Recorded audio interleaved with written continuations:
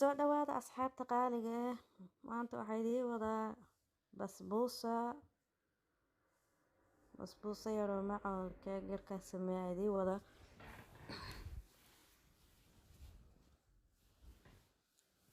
maasha Allah waa kana inta waxaan ku shubanaa hadda 4 xabo ukun ah 4 xabo ukun ah ayaan ka sameynaa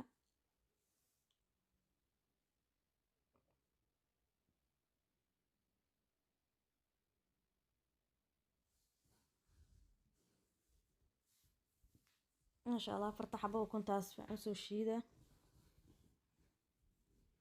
وهكذا هنكش بقى هذا هالكوب سكر هالكي كوب سكر تنكش بتاعه سو شيدة زيادة هالكوب سليدة يعني كدرة هذا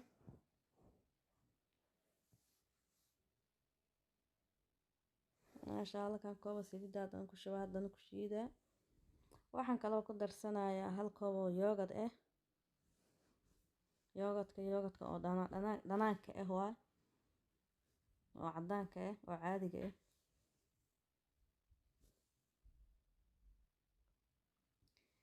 hadda waxaan ku shubaa 2 koob oo basbuusa ah magaceeda si fiican ma u karaba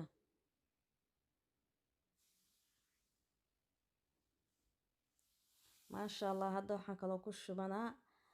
hal koob oo bur ah waxa kaloo ku darsanaa hal qaando oo baking powder ah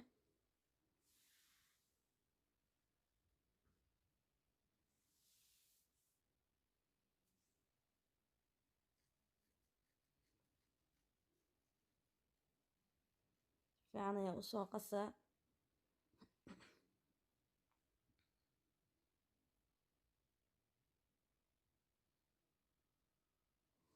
waakana ما شاء الله waa soo diyaariyay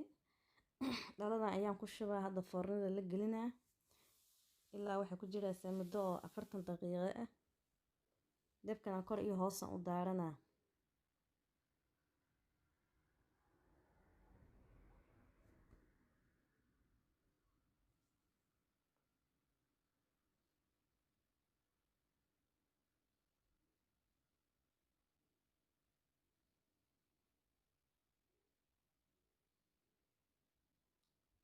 ما شاء الله انت كسو شواد واكنا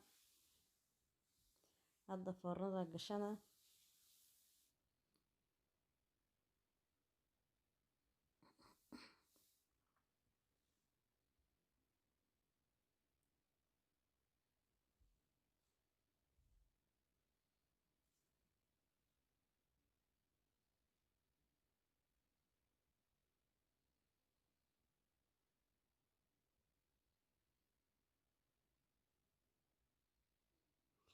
inta waxaan ku haystaa hal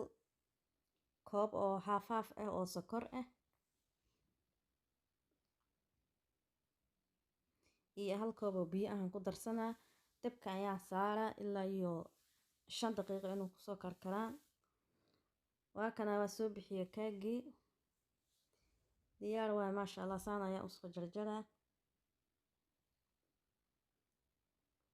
ka bacdina waxa kor kaga shubaa biyihii iyo sokorta aan isku soo karkariyaan kor uga shubaa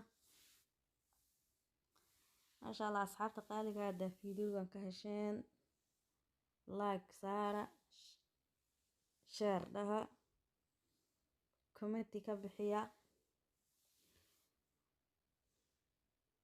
channelka hadii ku cusub tahay subscribe saara